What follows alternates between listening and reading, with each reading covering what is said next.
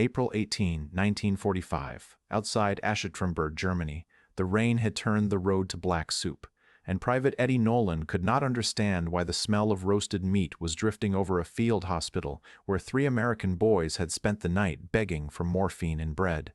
Ahead of him stood a stone hunting lodge with broken windows, 2 white sheets hanging from the balcony, and the line of displaced civilians staring at its doors as if something inside had insulted God himself. No one spoke at first. A little girl in a gray coat clutched an empty pot. A medic stepped out carrying a silver tray. Behind him came laughter, low and comfortable, the kind of laughter soldiers had almost forgotten existed. Nolan looked at Sergeant Frank Del Vecchio, then at the starving people by the gate. Somewhere in the lodge somebody was eating well while everyone else counted crusts. The silence around that fact felt worse than artillery. They had taken the lodge at dawn after a short burst of machine gun fire from the tree line. 2 German prisoners were inside, 1 wounded radio operator and 1 thin clerk in a Luftwaffe coat too large for him. There should have been nothing left in that place but maps, ashes, and maybe a bottle hidden under a floorboard. Instead, there was a dining room lit by candles, a polished table set with silverware, and Major Walter Hargrove of the Third Army sitting at the head of it like the war had been postponed for his supper. Nolan saw it when the door swung open. White cloth, real plates, steam lifting from a carved goose, a basket of bread, red wine and crystal, and beside the wall, so still she looked carved from ice, stood a German widow with both hands trembling around a serving spoon. "What the hell is this?" Nolan whispered. Del Vecchio did not answer. Captain Louis Beringer, the medical officer, came out first. His face looked sick. "Keep moving," he told the men. "This building is under command authority?" "Sir," Nolan said, staring past him, "those civilians haven't eaten." Beringer lowered his voice. "I know." That was the worst answer he could have given. Within minutes, the rumor spread through the yard. Men from the 45th Division aid station, drivers from the supply column, litter bearers, signalmen. Nobody believed it until they saw the silver tray themselves. Every pair of eyes went from the lodge to the civilians, outside the fence. Old women with sunken mouths, boys with swollen faces, 1 priest holding a sack with nothing in it. The little girl with the pot never took her eyes off the door. Then the wounded German radio operator started crying. He was lying under a canvas lean-to, bandaged across the chest. Corporal Sam Rizzo knelt beside him with a cigarette, and a translator named Emil Hahn, a former schoolteacher from Cologne, who had been helping the Americans question prisoners. "What's he saying?" Del Vecchio asked. Hahn swallowed. "He says the food was from town storage, saved for the children after the shelling." Rizzo stared at the lodge. "And the major took it?" Hahn listened again. "No. The burgomaster offered it. For protection. The major accepted." Nobody moved. The rain ticked softly on helmets and stretchers. One of the medics muttered, "Jesus Christ." Inside, someone laughed again. Lieutenant Harold Pike arrived 20 minutes later, boots muddy, face hard. He was quartermaster attached to the column, the sort of officer who usually cared about crates, signatures, and fuel drums. But when he walked through the dining room and saw silverware gleaming beside starving civilians outside the window, even he stopped cold. Major Hargrove dabbed his mouth with a napkin. "You're late, Lieutenant," he said. Pike looked at the table, then at the widow serving him. "Sir, whose food is this?" "Secured local provisions. There are wounded enlisted men sharing 1 tin of beans behind this house." Hargrove cut another slice. "Then requisition more." Pike's jaw tightened. "Sir, there is no more." For a second the room held only the clink of a fork. Hargrove finally looked up. He was tired, unshaven, and far too comfortable.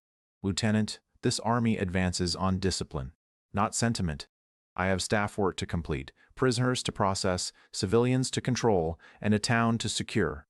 I will eat while I do it. You will do your job." The widow's hands shook harder. She kept her eyes on the platter. Pike said, "Yes, sir," but he did not sound obedient. Outside, the men watched him emerge. "Well?" Del Vecchio asked. Pike took off his gloves slowly. "Nobody touches that lodge," he said. and nobody goes near the major unless I'm there. That an order? Nolan asked. It is, Pike said.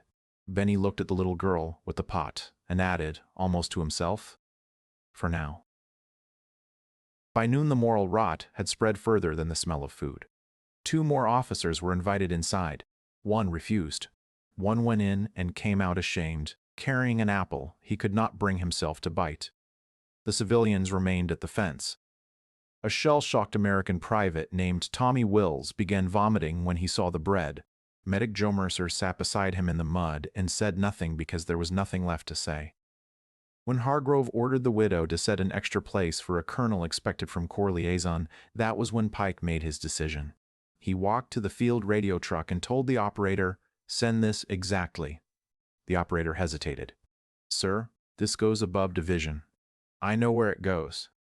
The message climbed the chain through battalion, through division staff confusion, through one furious colonel who demanded whether Pike had lost his mind, and through another officer who, after hearing the details twice, went silent and said, "Forward it." Hours passed. Artillery sounded far off to the east. Ambulances came and went. The goose was finished. The wine bottle emptied. The civilians still waited. Once, the little girl sat down from weakness, and Nolan gave her half of his ration biscuit. Her mother tried to refuse. Nolan closed her fingers around it. "We're not all like that," he said. The woman looked toward the lodge. "I know," she whispered in broken English. "That is why this hurts." Late afternoon brought more rain and a black staff car splashing up the road under escort. Nobody had to be told who was inside. Men straightened without meaning to. Conversations died mid-breath. A driver jumped out, then another officer, and finally General George S. Patton stepped into the mud in polished boots that should have looked ridiculous in that ruined place, but somehow did not. His helmet straps were neat. His revolver ivory gleamed. His face gave nothing away. The room stayed silent. Patton looked once at the civilians, once at the aid station, once at the lodge. "Who sent the message?" he asked. "Lieutenant Pike, sir." "Bring him." Pike walked forward, wet to the bone, helmet under one arm. "Sir." Patton studied him for a long moment. "Tell me only what you saw. No speeches." Pike did. He did not embellish. He did not plead. He gave times, names, witnesses, inventories, the condition of the wounded, the number of civilians outside the gate. When he finished, the air itself seemed to wait. Patton paused. "Take me inside." They entered the dining room with mud on their boots. Major Hargrove was standing now, chin lifted, napkin folded beside a silver plate. 2 other officers had already backed away from the table. The widow stood near the hearth, pale as paper. Hargrove saluted. "General." Patton did not return it immediately. He looked at the platter bones, the wine stain on the cloth, the polished fork, the untouched field reports beside the candle. Then Patton looked at the window, where the civilians could be seen through the rain. The room went smaller. "Major," Patton said quietly, "did you eat this meal while enlisted, wounded, and refugees stood outside hungry?" Hargrove swallowed. "Sir, the provisions were lawfully requisitioned for command use during a combat advance." Patton's voice stayed calm. "That was not my question." Hargrove hesitated. "Yes, sir." Nobody moved. Patton turned to the widow. "Who prepared this?" Hahn translated. The woman answered in a cracked voice. Her husband had died during the shelling. The town stores had been hidden for the children. The major's interpreter had told her refusal would be treated as resistance. Patton's expression did not change. That made it worse. He faced Hargrove again. "Did you threaten this woman?" "No, sir. My men may have conveyed urgency." Patton stepped closer. Not fast, not loud, just close enough that Hargrove's confidence started leaking out of him. "In my army," Patton said, "a man may kill when duty demands it. He may destroy bridges, burn fuel, and order charges into machine gun fire. But if he uses rank to feast while the wounded starve and children wait outside, he is not leading troops. He is looting behind a salute." The soldiers said nothing. Hargrove's face turned gray. "Sir, I was maintaining command function." Patton looked at the silver fork in front of him, then back at the major. With table manners, no one breathed. Patton turned to Pike. Arrest him. Remove his sidearm. He will be charged pending formal review for conduct unbecoming, abuse of authority, and unlawful coercion of civilians. Yes, sir. Hargrove blinked as if the words had missed him. General, with respect, this will destroy my career. Patton finally looked straight into him. Major, you destroyed it with your napkin. Pike stepped forward. The pistol belt came off. The room seemed to exhale. Then Patton did something no one expected. He picked up the silver plate, held it a moment, and handed it to Mercer, the medic. Take every plate, every cup, every scrap of food left in this room, he said. Feed the wounded first, then the children, then the civilians at that gate. After that, my staff and I will eat rations with the drivers. Yes, sir. The widow began to cry without sound. Patton heard it. He turned back to Han. Tell her this house is under American protection. Tell her no officer in this army will take another bite here without paying for it in full. Han translated. The woman covered her mouth. Outside, men moved all at once. Bread was cut into careful pieces. Goose bones went into broth. A cook found potatoes in a cellar and started a fire under a broken grate. The little girl with the pot came forward first, still not trusting what she saw. Mercer knelt to fill it. She stared at the steam rising from the broth as if warmth itself were suspicious. Nolan stood nearby, soaked and exhausted, watching Patton step back into the rain. The general glanced at the wounded shelter. How many without morphine? 5, sir. Get them supplied before dark. Yes, sir. Then Patton looked once more at the civilians eating by the fence, at the widow in the doorway, at Hargrove being led away through the mud with his head down. Remember this, Patton said to no one and everyone. Victory is not measured by how much power a man can take. It is measured by what he refuses to take when nobody can stop him. No one answered. They did not need to. That night the rain finally eased. In the yard behind the lodge, American wounded shared broth with German children. A priest blessed the pot in both languages. Rizzo gave the crying radio operator another cigarette.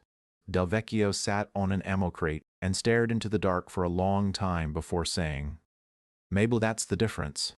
Maybe that's the whole war." Nolan looked at the house, now blacked out and quiet, and thought about how evil rarely announced itself with flags and speeches. Sometimes it arrived with polished silver, a full plate, and a man telling himself he had earned more than the hungry.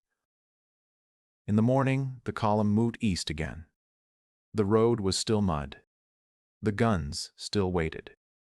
Men would die before sunset, but something had changed in the memory they carried forward. Not hope exactly, something harder. A line, a reminder that even in a world torn open by war, there were still moments when a single decision could prove what kind of army stood there and what kind of men it refused to become. What would you have done? Let us know in the comments below. And if you want more World War II stories where humanity, war, and difficult decisions collided, make sure to subscribe.